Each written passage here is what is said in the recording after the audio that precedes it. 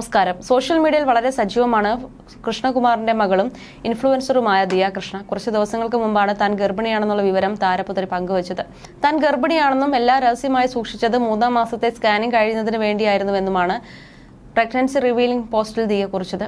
ഇപ്പോഴത്തെ അശ്വിനും ദിയയും പറഞ്ഞ വാക്കുകളാണ് വൈറലായി മാറുന്നത്.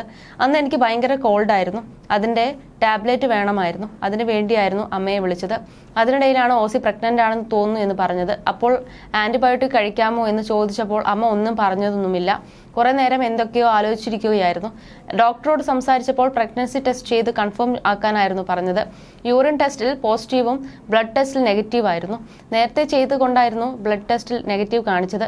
അന്ന് 4 ആഴ്ച എന്തോ ആയിരുന്നു. 8 ആഴ്ചയായിട്ട് സ്കാനിങ്ങും ബ്ലഡ് ടെസ്റ്റും നടത്താമെന്ന് പറഞ്ഞിരുന്നു. 50% ചാൻസ് ആയിരുന്നായിരുന്നു അമ്മയൊക്കെ കരുതിയത്. ജൂലൈയിലാണ് ഡേറ്റ് വരുന്നത്. എപ്പോഴാണ് വരുന്നതെന്ന് എനിക്കറിയില്ല.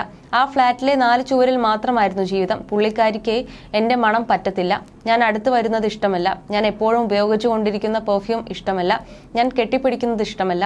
അങ്ങനെ കുറെ മണങ്ങളൊന്നും പറ്റുന്നുണ്ടായിരുന്നില്ല. തുടക്കത്തിൽ ഭക്ഷണമൊന്നും കഴിക്കാൻ പറ്റുന്നുണ്ടായിരുന്നില്ല. നീ ഒരു കാര്യം ചെയ്യ്, വീട്ടിലേക്ക് പോയിക്കോളൂ, അവിടുത്തെ ഫുഡൊക്കെ ഇഷ്ടമാവും. കരുവാട് ഡെയിലി വേണമെന്ന് പറഞ്ഞു. ഞാൻ എവിടെ പോവാനാണ് അതിന്? അവിടെ ആവുമ്പോൾ ആഗ്രഹിക്കുന്നതെല്ലാം എത്തിച്ചു തരാനും ആളുണ്ടല്ലോ എന്നും പറഞ്ഞിരുന്നതായി അശ്വിൻ പറയുന്നു. 8 മുതൽ 9 വരെയുള്ള ആഴ്ച ഞാൻ എല്ലാം ഗൂഗിളിൽ ചോദിക്കുമായിരുന്നു. അതിൻ്റെ ലണ്ടൻ ട്രിപ്പും ഉണ്ടായിരുന്നു. ഇത് പ്ലാൻഡ് ആണ്, പക്ഷേ ഇത്ര പെട്ടെന്ന് നടക്കുമെന്ന് കരുതിയിരുന്നില്ലെന്ന് അശ്വിൻ പറഞ്ഞപ്പോൾ കഴിവ് എന്നായിരുന്നു ദിയയുടെ മറുപടി.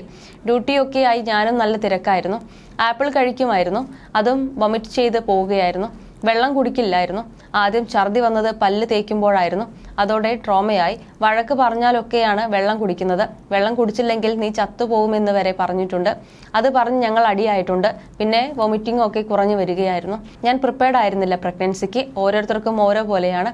എരിവുള്ള സാധനം കഴിക്കുമ്പോൾ നെഞ്ചരിച്ചിലും ഗ്യാസും മോർണിംഗ് സിക്നസ് രാവിലെ മുതൽ രാത്രി വരെ ഉണ്ടായിരുന്നു. എനിക്കും ഇതൊക്കെ ഉണ്ടായിരുന്നു എന്നാണ് അമ്മ പറഞ്ഞത്.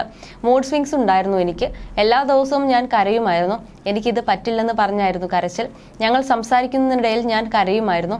എനിക്ക് പഴയ ലൈഫ് മതി എന്ന് പറഞ്ഞായിരുന്നു കരച്ചിൽ. ഒരാഴ്ച കൂടി ക്ഷമിക്കുക എന്നാണ് അശ്വിൻ പറയാറുള്ളത്.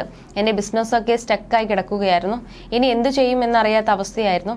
ലോക്ക്ഡൌണിനേക്കാളും വലിയ ലോക്കായിരുന്നു എനിക്ക്. പുറത്തേക്കൊന്നും പോവാൻ പോലും പറ്റുന്നില്ലായിരുന്നു. 3 മാസം കഴിഞ്ഞപ്പോഴാണ് എല്ലാം എൻജോയ് ചെയ്തു തുടങ്ങിയതെന്നും ദിയ പറയുന്നു.